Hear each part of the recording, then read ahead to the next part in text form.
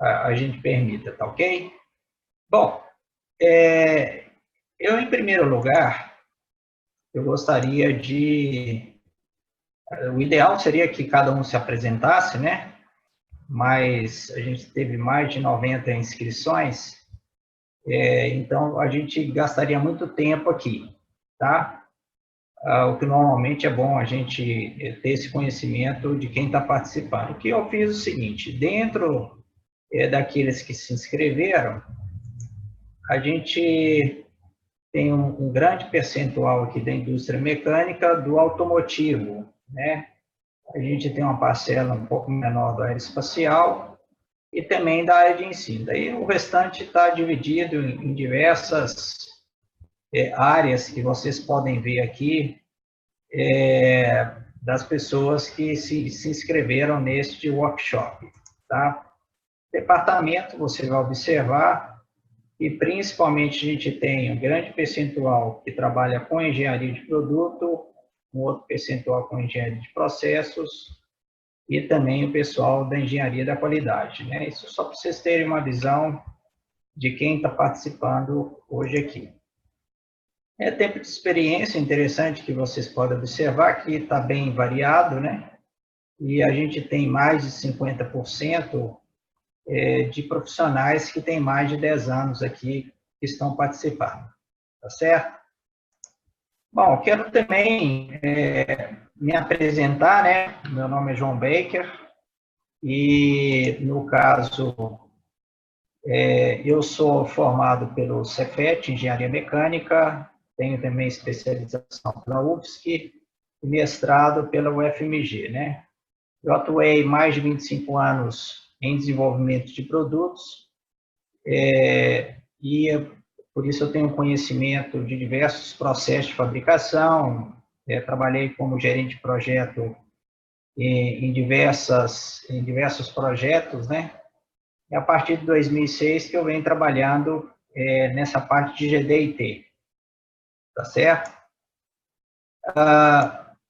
Eu queria também fazer uma apresentação para vocês aqui de empresas que já participaram desses treinamentos, né?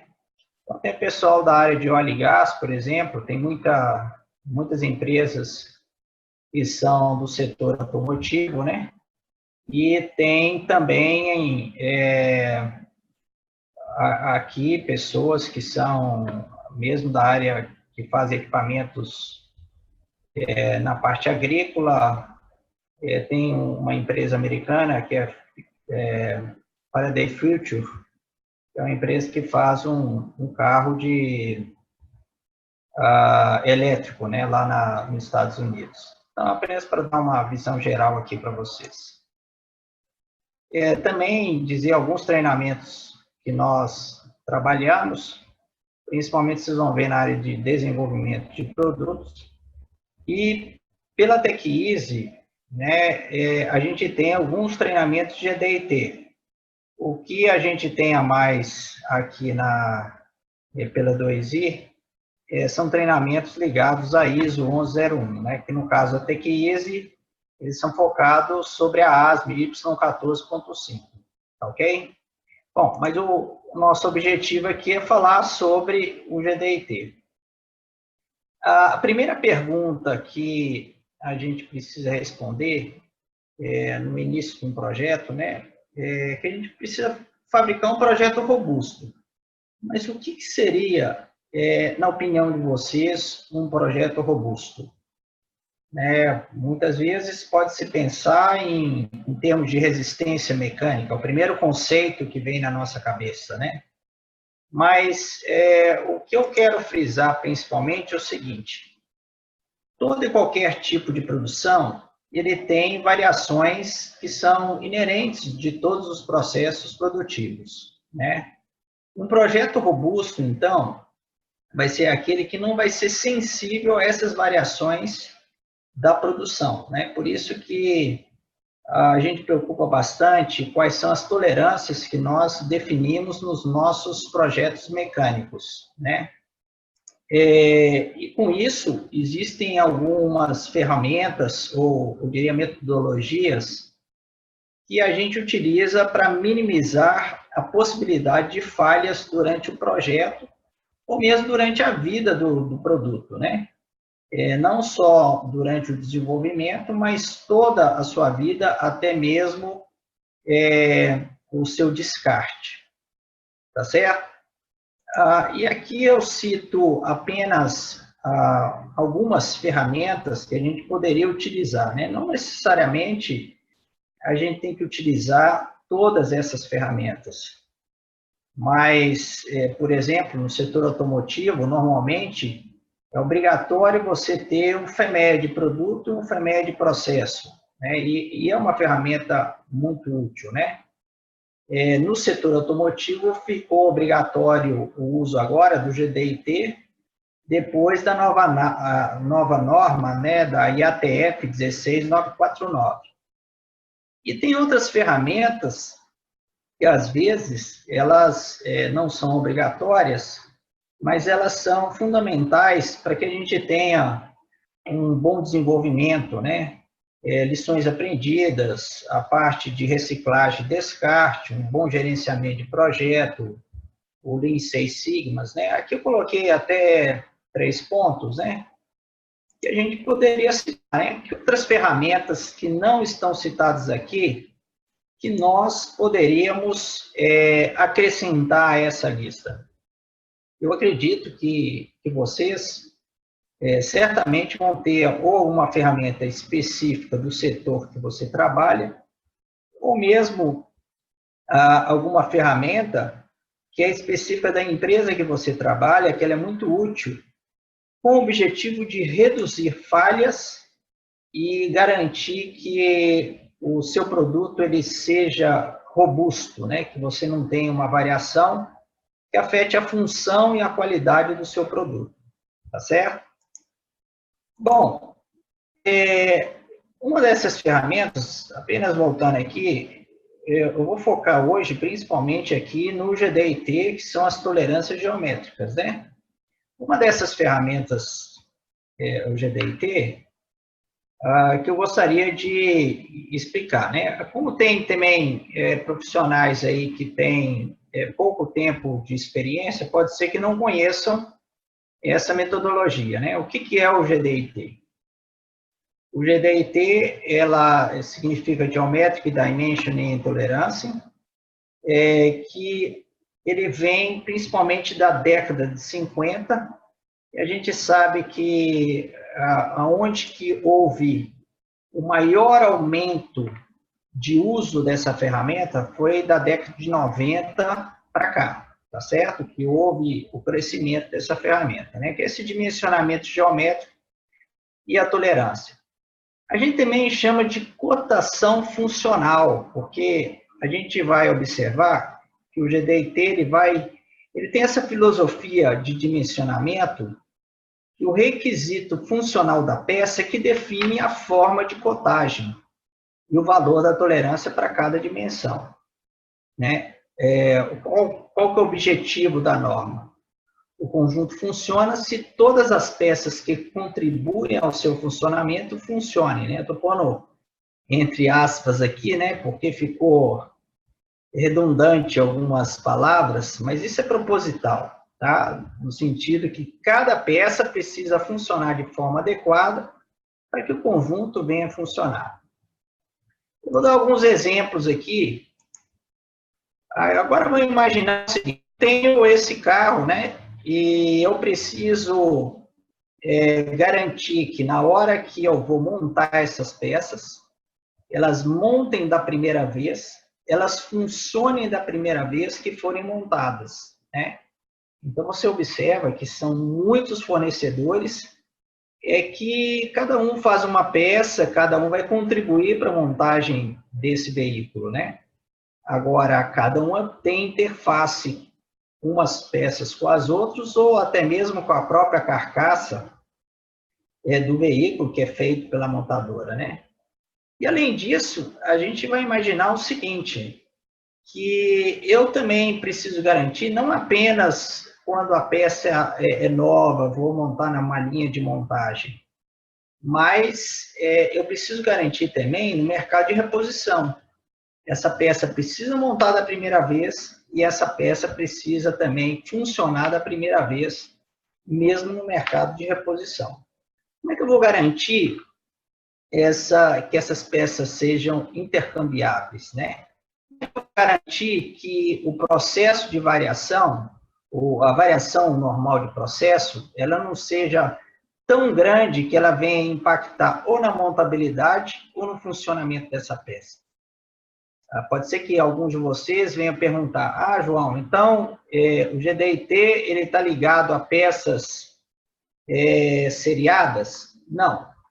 Vamos imaginar agora o seguinte, eu tenho a estação espacial, e daí eu mandei o meu engenheiro de manutenção para fazer uma troca dessa peça que é uma manutenção normal, né? Agora você imagina que ele vira lá em cima e fala o seguinte, Houston, a peça não se encaixa, né? O que eu faço agora, né? Esse custo, só o custo de transportes seria de uns $5.000 para cada quilo que eu levo para o espaço, né? Então, nesse sentido, a gente vai ver como que é importante que nós venhamos garantir a montabilidade e o funcionamento da peça da primeira vez, tá certo? Bom, eu tenho um estudo de caso aqui, que aconteceu em 2010, que foi uma aeronave da Qantas, lá no Pacífico, e que houve essa explosão em uma das turbinas, né? Ela tinha mais de 400 passageiros e tripulantes, né? E logo depois da decolagem houve essa explosão, onde que houve algumas partes da peça dessa explosão foram parar na asa, esse aqui um pedaço da peça no chão, o estado que ficou essa turbina, né? Aqui, para quem estava no voo, né? Se imagina ver esse rasgo aqui em cima da asa, né? Aqui uma das peças caiu num imóvel, graças a Deus não houve nenhum acidente fatal, né? Mas houve destruição.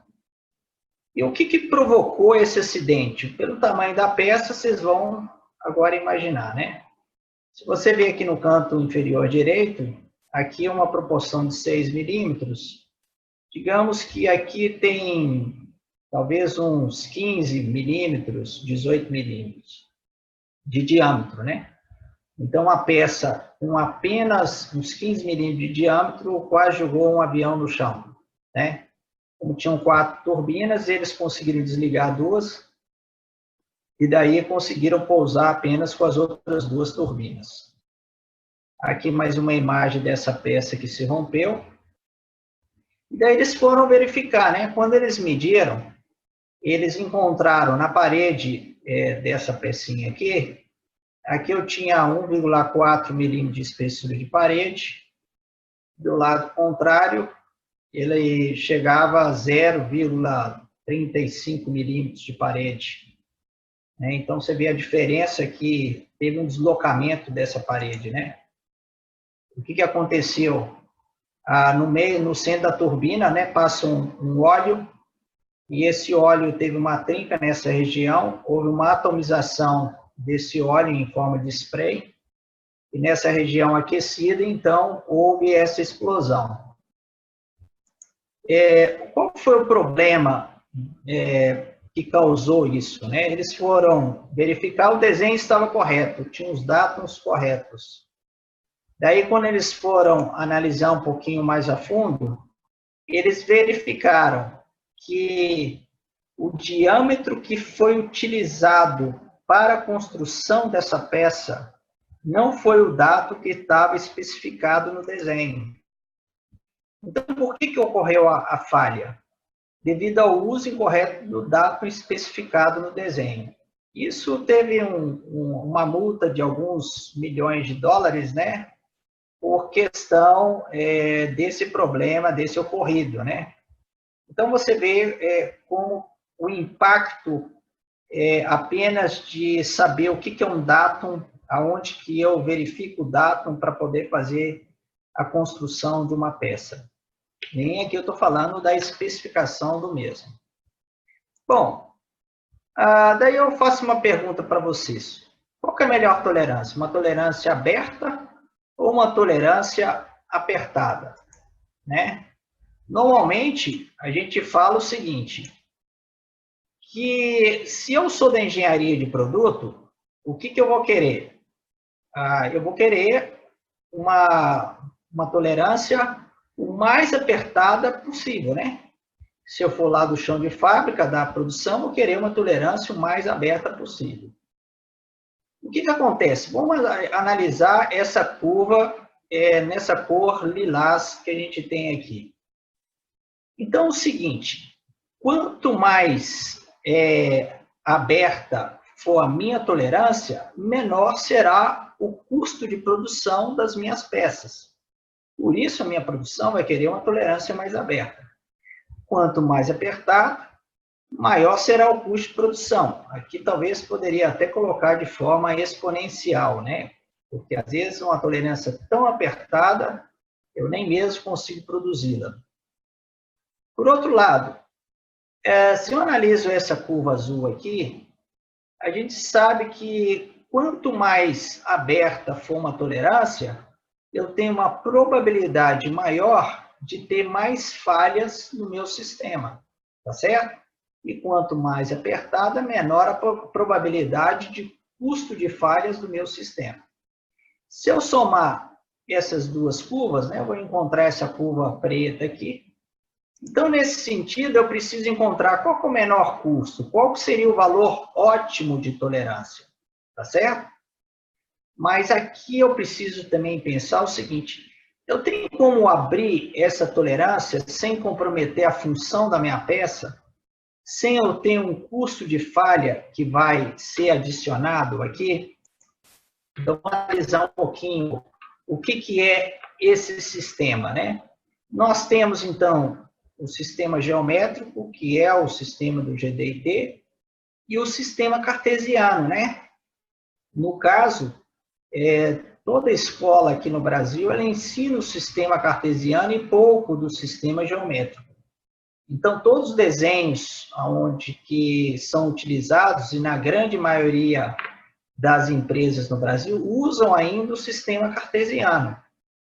Ele é um sistema antigo, né? Não vou ficar lendo aqui esse texto, mas ele está ligado lá na época da Revolução Industrial, quando se começou realmente a fazer mais desenhos, né?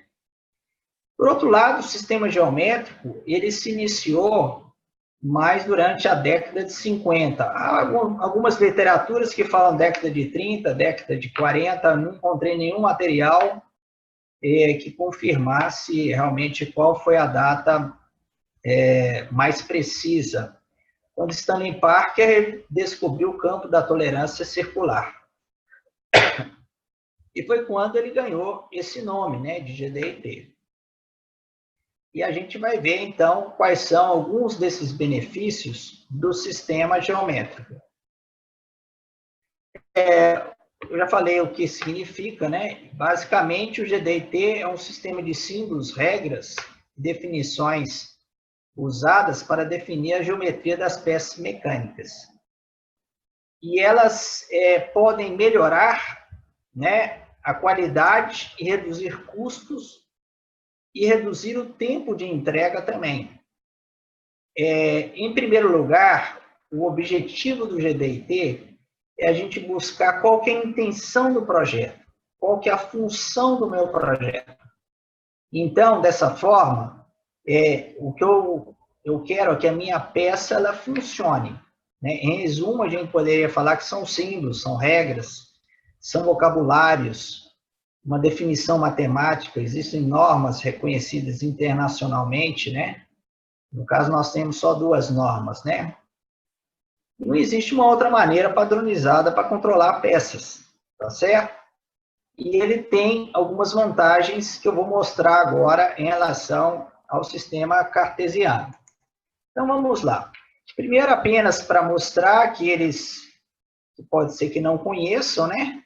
a gente tem aqui o sistema cartesiano. Imagine que eu vou localizar os dois furos. Então, vamos pensar nessa peça azul. Qual é o objetivo dessa peça azul? O objetivo é que ela encaixe nesses dois pinos aqui, não tenha interferência com essa peça, tá certo? Então, eu vou colocar uma tolerância, o que normalmente no sistema cartesiano a gente coloca lá, 75 mais ou menos 0,1, 50 mais ou menos 0,1. E assim por diante. A localização, eu utilizo esse sistema em X e em Y, correto? Já no sistema geométrico, essas dimensões, elas são colocadas como cota básica, quando a gente está se referindo à norma ASME, ou como cota TED, quando a gente fala de acordo com a norma ISO, tá certo? E daí, a localização do elemento, ele vai passar a ser, por exemplo, diametral, diâmetro de 0,28, e ele coloca aqui algo muito interessante, que é o nosso sistema de referências, né? O nosso sistema de referências, ele é bem definido. Você vai notar que agora vão surgir os datums, né? Nesse exemplo, a gente tem o datum A, o datum B e o datum C. No sistema cartesiano, eu não tenho esse sistema que evita a ambiguidade, né? Essa é uma das questões que a gente tem. Então, vamos procurar enxergar isso aqui um pouco melhor sobre isso. Então, vou pegar aqui o sistema cartesiano. Se eu coloco a zona de tolerância, que vai ficar o centro do meu furo, eu tenho mais ou menos 0,1 em X e mais ou menos 0,1 em Y, né? Então, a minha zona de tolerância vai ser um quadrado de 0,2 por 0,2. Correto? Bom, se eu uso o meu sistema cartesiano, eu consigo utilizar um sistema que se torna circular, aonde que esse diâmetro de 0,28 vai aumentar esse meu campo de tolerância nessa cor azul clara que vocês estão vendo aqui. E isso significa um aumento de 57% na zona de tolerância, garantindo a mesma funcionalidade, né? Mais uma vez, qual que é o objetivo da minha peça? Bom, o objetivo da minha peça é que a peça azul ela monte nessa outra peça com dois pinos. O objetivo em si não é a tolerância. O objetivo é a minha montabilidade e o funcionamento da minha peça. Então, só por utilizar o sistema com uma tolerância circular, eu já aumento 57% da zona de tolerância. Deixa eu pegar um outro exemplo que eu acho importante. Aqui eu tenho um suporte e ele foi desenhado ainda no sistema cartesiano, onde que a minha tolerância linear ela pode variar de mais ou menos 0,2. Então, vamos pegar 38 mais ou menos 0,2. Eu vou colocar aqui, você vai imaginar que a minha mesa de desempenho, né? Ele tem 38 milímetros. E aqui está variando mais 0,2 para cima, menos 0,2 para baixo. Então, eu sou o fornecedor de vocês. Eu coloquei o suporte, apoiei nessa face e falei com vocês o seguinte, olha, a peça está aprovada, né? Então, vou mandar para vocês aí. Daí você vai, recebe aquele lote com milhares de peças, né? E quando chega essa peça, você simplesmente apoia na superfície inversa, e daí você vai falar assim, não, a peça está reprovada. Mas no sistema cartesiano, essa informação ela é ambígua. Ela não deixa claro qual que é a origem da minha medição. Então, quando nós utilizamos um sistema geométrico, eu vou estabelecer qual que é a origem da minha medição. Então, aqui passa a ter um datum, que é essa origem. Eu vou ter, então, a minha cota básica, que vai ser de 38. E aqui eu vou falar que essa superfície superior, eu vou ter que, ele precisa estar entre mais ou menos 0,2, né? Aqui hoje eu não vou explicar, mas normalmente a gente explica nos treinamentos o que significa, por que a gente divide a tolerância para esse caso. E aqui sempre vai ser a tolerância total. O que eu faço? Eu simplesmente coloco apoio no meu desempenho, vou utilizar o meu relógio apalpador e vou passar aqui para poder aprovar essa peça, né? O que é muito interessante é que eu acompanhei o TCC de uma aluna minha e nós utilizamos uma peça de um motor que ela tinha duas faces paralelas, tá? Então, tinha essa face maior e essa face aqui menor. Mas essas faces, aqui está a face menor, a face maior estaria aqui embaixo. E nós controlamos essa peça apoiando na superfície menor. A gente encontrou na superfície menor 24,04, mais ou menos 0,02, e que é a incerteza do instrumento que foi utilizado para fazer essa medição.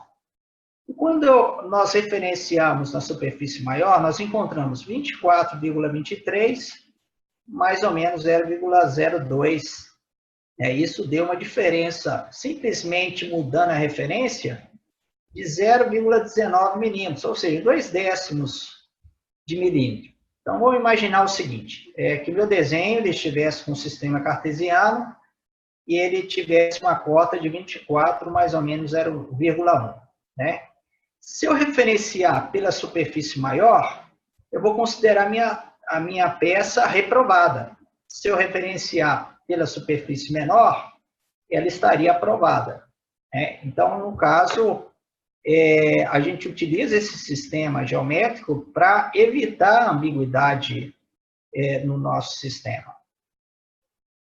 Bom, mas o GDT não é só para ambiguidade, ele é muito interessante, eu falei no início, a questão da intenção do projeto é que determina a forma de cotação da minha peça. Então, vou imaginar que esse suporte, eu vou fixar uma lâmpada, né? Essa lâmpada, ela precisa ter uma determinada inclinação, porque senão ela não ilumina bem a sala. E eu preciso também, aqui eu tenho uma base de cerâmica, né? E eu preciso ter uma superfície que ela não seja, a planicidade dela, né, o erro de forma aqui dessa superfície não seja muito grande para que possa comprometer, porque por ser base de cerâmica, ele poderia quebrar essa base durante a montagem. Então, o que eu faço? Eu coloco, por exemplo, de acordo com essa intenção do projeto, né, a localização da minha lâmpada, ela tem que ficar a 38 milímetros da minha base, né? Então, 38 milímetros, tolerância de superfície de 0,4 em relação à área. A inclinação para que eu tenha uma boa iluminação na sala, ela não pode ser maior do que 0,1. Então, vou fazer um refinamento utilizando o paralelismo. E para que a base da minha lâmpada, né, que ela é de cerâmica, não se quebre durante a montagem, eu preciso colocar uma planicidade de 0,05. Então, você nota aqui que a intenção do projeto é que define a forma de cotação da minha peça, tá certo?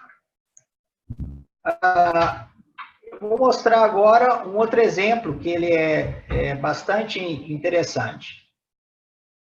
Quando nós fazemos montagens, né, vamos pegar essa peça, nessa montabilidade, e vocês vão observar o seguinte, que aqui eu tenho uma perpendicularidade de âmbito de 0,1 em relação à referência A. Então, a gente coloca, essa é uma forma que é bem interessante da gente enxergar o nosso processo de montagem, né?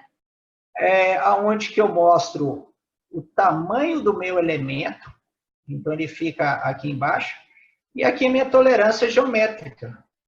Então, nessa especificação que vocês estão vendo aqui, a parte do meu lado, onde que vai ter um encaixe da peça, né, ele varia de 60 a 60,1. E o tamanho da minha tolerância é de âmbito de 0,1. Nós falamos que isso aqui é independente do tamanho do elemento, né? Esse aqui é o meu campo de tolerância que pode variar a tolerância geométrica e a tolerância de tamanho simultaneamente. Do lado do cubo, eu vou ter esses outros valores, 59,7 e 59,8, né? Então, aqui eu tenho qual que é a minha variação. Eu também costumo demonstrar como é que a gente calcula esses valores aqui. Mas o que eu quero focar para vocês, principalmente, vai ser no seguinte. Agora eu coloquei a condição de massa material, né? O que significa a condição de massa material e qual que é a vantagem?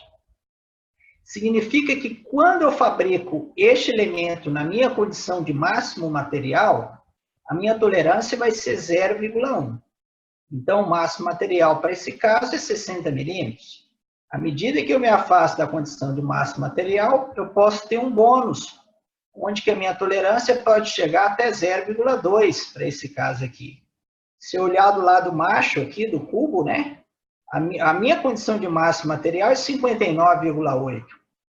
Né? Quando eu fabrico, então, a minha peça na condição de máximo material, eu vou ter a minha tolerância geométrica seria de 0,1. À medida que eu me afasto, eu posso ter uma tolerância geométrica de até 0,2. Pelo fato da gente utilizar a condição de máximo material, isso já significa um aumento de ganho de 50% na zona de tolerância. Não sei se vocês lembram daquele gráfico que eu mostrei, né? Qual que é a tolerância mais adequada, né? A gente tem que achar um balanço dessa tolerância. Então, aqui eu começo a mostrar para vocês algumas formas que eu aumento esse campo de tolerância, garantindo a montabilidade do meu produto, que esse é o meu objetivo. Bom, mas ainda tem uma outra situação. Olha que interessante. O que eu fiz aqui? Isso pode parecer estranho para muitos, né? Que agora a minha tolerância passou a ser 0 na condição de máximo material. Mas só que eu aumentei aqui o valor do tamanho do meu elemento, né? O meu elemento, antes ele era de 60 até 60,1. Agora ele passa a ser 59,9 até 60,1. O que isso significa? Quando eu fabricar o meu elemento na minha condição de máximo material, nesse caso máximo material, 59,9. A minha tolerância vai ser 0. À medida que eu me afastar da minha condição de máximo material, eu posso aumentar minha tolerância até de 0,2. Bom, isso não quer dizer que eu vou conseguir fabricar peças com 0 de perpendicularidade. Mas isso significa o seguinte, as melhores peças que eu tenho, que vão estar aqui nessa zona, eu também posso montar. Eu também posso utilizar para montagem na minha fábrica, porque ele continua sendo útil na montagem, ele continua cumprindo a função dessa peça, né? O que eu quero dizer é que a minha zona de tolerância, ela aumentou aqui significativamente. E isso, quando eu coloco o 0 máximo material, eu aumento, então, mais 50% da zona de tolerância quando eu tenho apenas a condição RFS, né, que é independente do tamanho do elemento. Tá certo? Então, a gente viu aqui alguns exemplos de como que é importante a gente utilizar o sistema GDT e como que ele tem benefícios nesse uso, né? E o que a gente precisa saber quando a gente for especificar? Bom, eu preciso compreender o que é elemento de tamanho, em inglês eles chamam de Feature of Size, o FOS. Eu preciso entender a diferença entre um elemento de tamanho e superfície, né? E para isso, quais são os tipos de tolerâncias que eu vou aplicar no meu desenho, e saber interpretar as 14 características geométricas, né? Eu tenho tolerância de forma, tolerância de orientação, tolerância de localização. Quando que eu vou aplicar os datums ou as referências, né?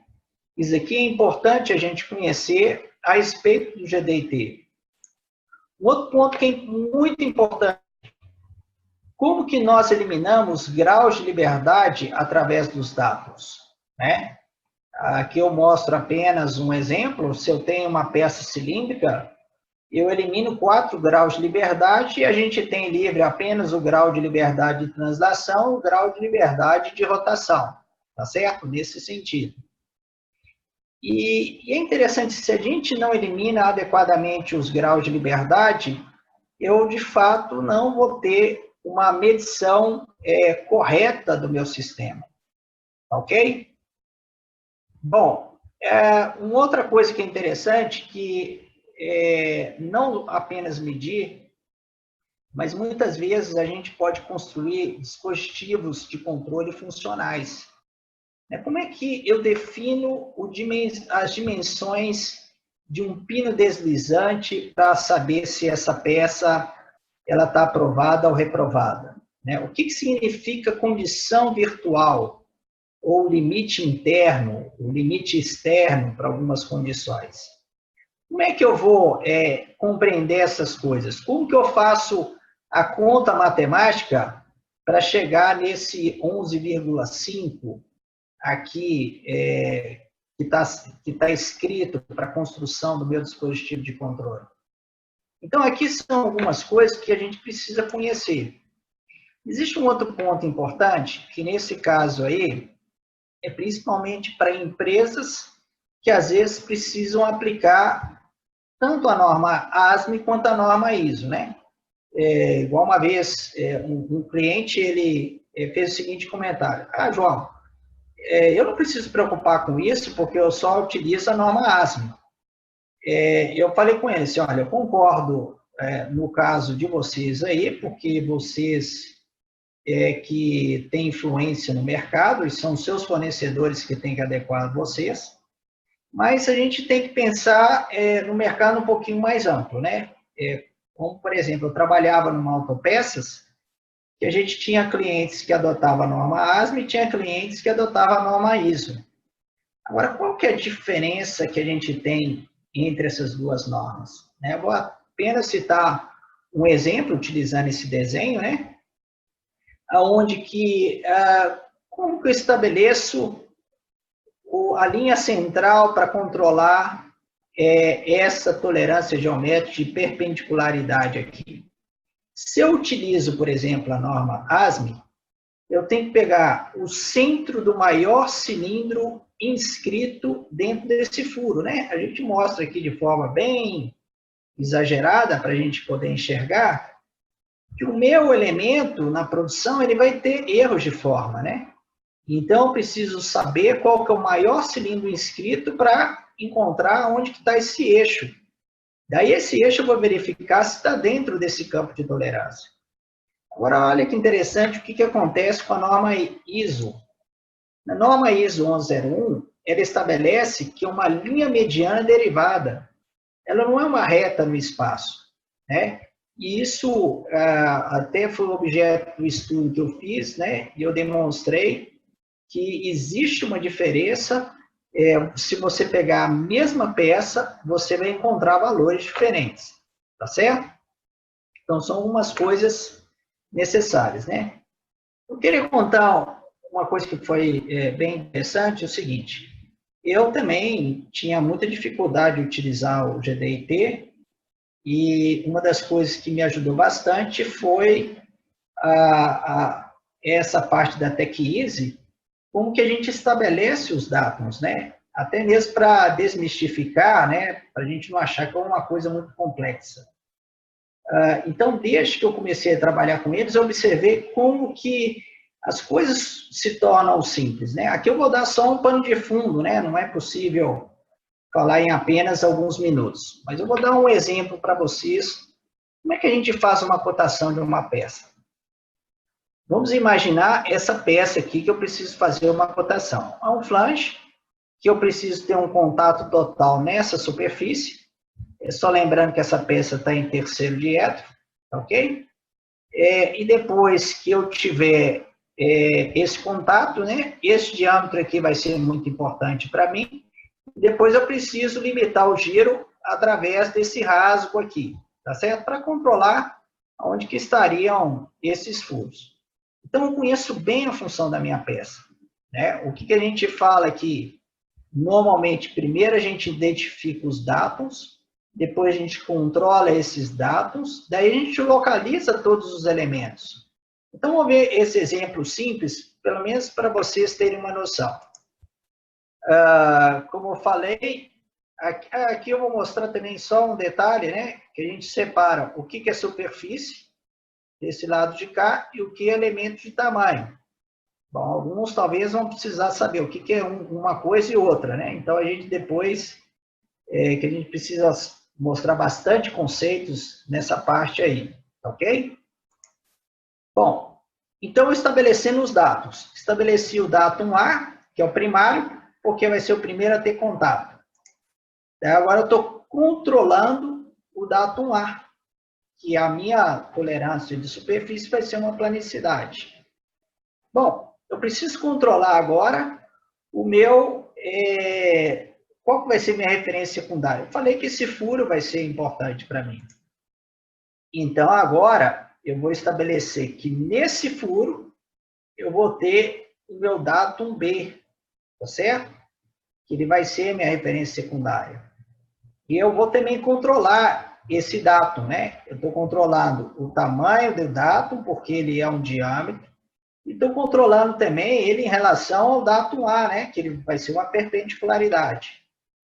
Bom, depois eu tenho o meu datum C, né? Aí eu estou estabelecendo que o plano médio dessas duas superfícies vai ser o meu datum C, né? E aqui eu estou controlando o meu datum C. Uma vez, então, que eu controlo todos os meus datums, agora eu posso localizar todos os outros elementos. Furos, superfícies externas, diâmetros externos, né? Vamos ver, então, como é que fica. Então, agora você vê que eu vou controlar todos os outros elementos, eu estou localizando no espaço, estou localizando essa superfície, estou localizando esses dois furos, esse furinho, esse diâmetro externo aqui do cubo, e assim por diante, tá certo?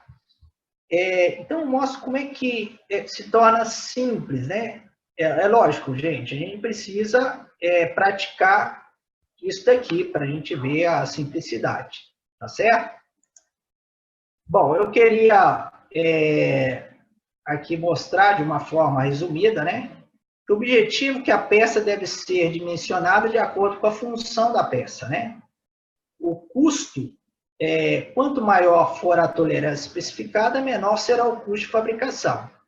Então, eu mostrei alguns meios que a gente consegue aumentar essa tolerância. A metodologia, o sistema geométrico, ele é muito mais adequado, ele dá uma definição clara para quem fabrica e para quem controla essa peça. O nosso cuidado é a interpretação entre a norma ASME e ISO. Qual é a norma que você aplica? Tá certo? Bom, só antes de eu abrir para perguntas, eu queria apenas deixar aqui com vocês, a gente vai ter um treinamento agora no final de outubro, né? E, gente, para aquelas pessoas que quiserem entrar nesse link, né? Eu estou estendendo o prazo com desconto, né? Que vai ter mais, são 8% de desconto para quem fizer essa inscrição até amanhã, né? Se for boleto bancário também tem mais um desconto de 3%. Apenas para aproveitar que em novembro a gente vai ter um treinamento de matriz funcional e FEMEA, né? Nesse treinamento agora de outubro, a gente vai abordar tanto a norma ASME quanto a norma ISO, né? Então, são dois materiais didáticos que a gente manda, um livro de 136 páginas da ASME e de 126 páginas da ISO, onde que a gente aborda esses dois assuntos e a gente faz uma comparação.